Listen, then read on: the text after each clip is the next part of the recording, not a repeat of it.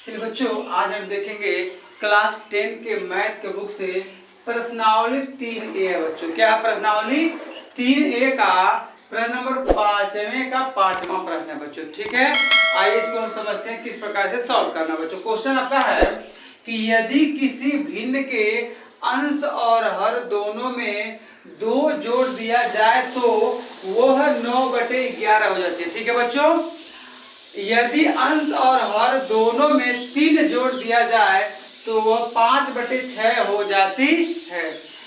वह भिन्न ज्ञात कीजिए। बहुत आसान सा कंसेप्ट है बच्चों, ध्यान दीजिएगा। हमको यह क्वेश्चन देखने में बड़ा है लेकिन बहुत ही आसान है बच्चों। ठीक है, तो घबराएंगे नहीं। आप इसको चाहे तो विलोपन से लगा सकते हैं, चाहे तो प्रतिस्थापन से लगा सकते हैं। सबसे पहले हम इक्वेशंस बनाएंगे, किस प्रकार से इसको हम सॉल्व करेंगे देखते हैं बच्चों। तो यहाँ पे पूछा कि वह भिन्न ज्ञात कीजिए। जो अंतिम में पूछता है उसी को हम पहले ला लिखते हैं। तो माना वह भिन्न x/y है बच्चों। क्या माना वह भिन्न x/y है, बस। चलिए समझते हैं भिन्न। तो भिन्न x/y आपका जो भिन्न होता है वह अंश और हर के रूप में होता है। किस रूप में होता है? अंश और हर के रूप में। मतलब कि अंश क्या है यहाँ पे x है और हर के स्थान पे क्या है? y है। अब आते हैं प्रश्नानुसार। जो क्वेश्चन कहा उसके अनुसार अब क्या करना है, देखिए क्या घटाना है या कब बढ़ाना है, ध्यान देंगे। प्रश्नानुसार का मतलब होता है बच्चे की प्रश्न के अनुसार आप क्या कर रहा है। तो यह कह रहा था कि यदि किसी भिन्न के, तो भिन्न आपका x/y है तो x/y यहाँ पे लिख लीजिए। चलिए, तो यदि किसी भिन्न के अंश और हर दोनों में 2 जोड़ दिया था। चलिए 2 जोड़ते हैं, यहाँ भी अंश में 2 जोड़ दिए और नीचे वाले को हर बोलते हैं, इसमें भी 2 जोड़ दिए। तो कितना हो जाता है? तो 9/11 हो जाती है। लिखिए 9/11। ध्यान दीजिएगा, तीसरा गुणा कर लेते बच्चों। तो 11 का x से गुणा करेंगे तो होगा 11x और 11 दूनी हो जाएगा 22 बराबर 9 का y से गुणा करेंगे तो होगा 9y और प्लस 9 दूनी 18 हो जाएगा। ध्यान दीजिएगा बच्चों। तो 11x, अब देखिएगा अक्षर वाले एक तरफ कर लेंगे और जो अंक वाले आपके हैं संख्या है एक तरफ कर लेंगे। मतलब कि वेरिएबल्स एक तरफ और जो अचर पद है उसको मतलब एक तरफ कर लेंगे। तो यह प्लस 9y इधर जाएगा तो हो जाएगा -9y। अब यहाँ पे 18 है और ये प्लस 22 है, इसको कांस्टेंट इसको हम इधर कर लेंगे तो -22 हो जाएगा। चलिए, तो 11x - 9y बराबर, देखिएगा बच्चों 22 में से 18 घटाएंगे तो हो जाएगा 4। चिन्ह किसका लिखेंगे? इन दोनों में बड़ा क्या है? 22, तो इसका चिन्ह माइनस है तो यहाँ पे लिख देंगे माइनस। इसको हम कर लेंगे समीकरण पहला बच्चों। क्या कर लेंगे इसको? समीकरण पहला। ध्यान दीजिएगा, बहुत ही आसान सा क्वेश्चन है और हर साल एग्जाम में इसको पूछे जाते हैं ऐसे क्वेश्चन बच्चों। तो अब हमारा ये पहला इक्वेशन बन गया। अब इसके बाद पढ़ते हैं कि यदि अंश और हर दोनों में 3 जोड़ दिया जाए तो देखिएगा यही ना आपका भिन्न है। तो यहाँ पे दोनों में 3 जोड़िए, अंश में भी 3 जोड़ दिए और हर में भी 3 जोड़ दिए। तो अब देखिए क्या हो जाता है, जब जोड़ दे तो भिन्न 5/6 हो जाता है। क्या हो जाता है? 5/6 हो जाता है। तीन गुणा कर लेते हैं तो 6 का 1 से गुणा कर देगा 6x 6 की 18, 5 का y से गुणा करेंगे तो देगा 5y, अब 5 3 हो जाएगा 15। तो देखिएगा 6x, ध्यान दीजिए इधर, तो 6x प्लस ये 5y है बच्चों। जब इधर जाएगा तो देगा -5y। ठीक है, यह 5y प्लस में जब साइड चेंज करेंगे तो चिन्ह बदल जाएगा तो देगा -5y बराबर 15 है और ये प्लस 18 इधर जाएगा तो देगा -18। अक्षर वाले एक तरफ कर लिए और जो संख्या हमको एक तरफ कर लिए। हल करते देखिएगा इधर, तो 6x - 5y बराबर, अब देखिएगा 18 में से 15 घटाएंगे तो 3 बचेगा बच्चों। क्या बचेगा? 3 और चिन्ह किसका लिखेंगे? जो बड़ा, तो बड़ा 18 चिन्ह क्या माइनस, तो माइनस लिख देंगे। इसको क्या करेंगे? बॉक्स में बंद कर दीजिए। चलिए, इसको कर लेंगे समीकरण 2। क्या कर लेंगे हम इसको? समीकरण 2। ध्यान से देखिएगा, समीकरण 1 समीकरण 2 मिल गया। प्रतिस्थापन से लगा सकते हैं, विलोपन से लगा, तो विलोपन लगाते हैं क्योंकि विलोपन थोड़ा आसान होता है, कम समय में लग जाता है।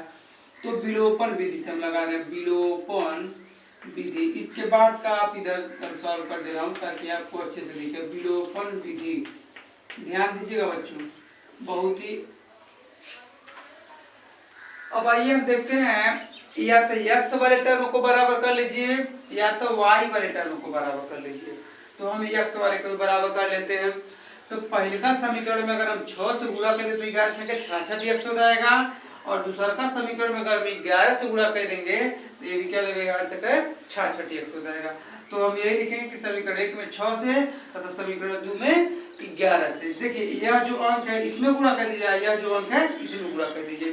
तो समीकरण 1 में 6 से, समीकरण 1 में 6 से तथा समीकरण 2 में 11 से, तथा समीकरण 2 में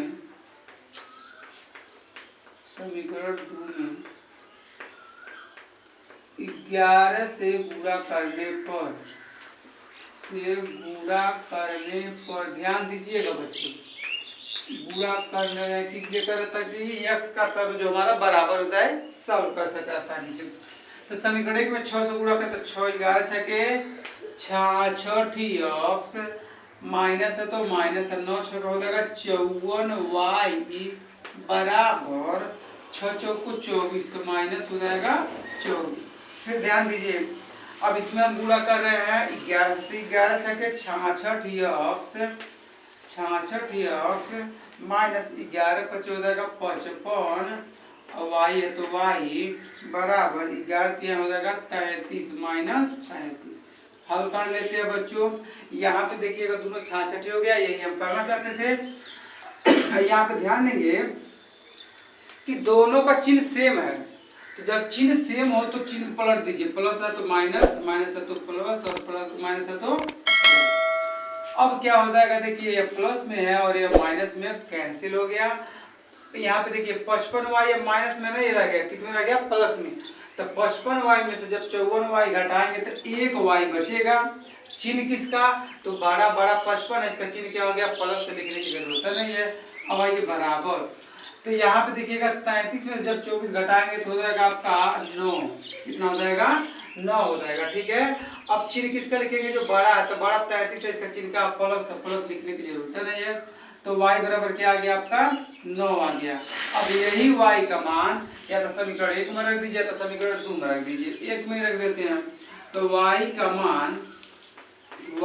मान समीकरण 1 में रखने पर, आसानी से हम समझिएगा एकदम कूल होकर के, y का मान समीकरण 1 में रखने पर, समीकरण 1 में रखने पर बच्चों ध्यान दीजिएगा। तो समीकरण 1 में रखिए, तो समीकरण 1 आपका यहाँ पे है 11x माइनस 9y बराबर माइनस 4, ये बच्चों ध्यान दीजिएगा। तो 11x रहने दीजिए, माइनस 9 और y की जगह कितना 9 बराबर माइनस 4। तो 11x माइनस 9y 81 बराबर माइनस 4। तो 11x बराबर देखिए क्या हो जाएगा, माइनस 4, माइनस 81 इधर जाएगा तो प्लस 81।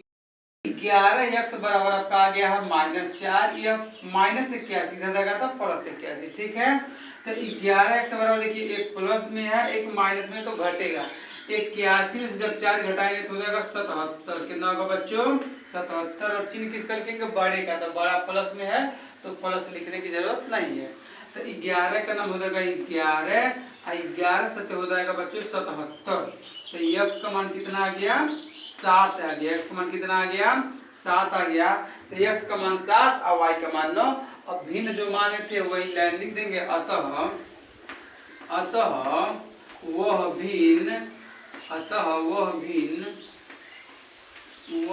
देखिए x बटे y माने थे, तो x का मान कितना 7 बटे, और y का मान है 9, 7 बटे 9 है। वह भिन्न क्या बच्चों, 7 बटे 9 है। यही आपको इस प्रश्न में बताना था बच्चों। आसानी से इसको आप नोट्स कर सकते हैं कॉपी में और समझ सकते हैं वीडियो मतलब पॉज करके। Thank you.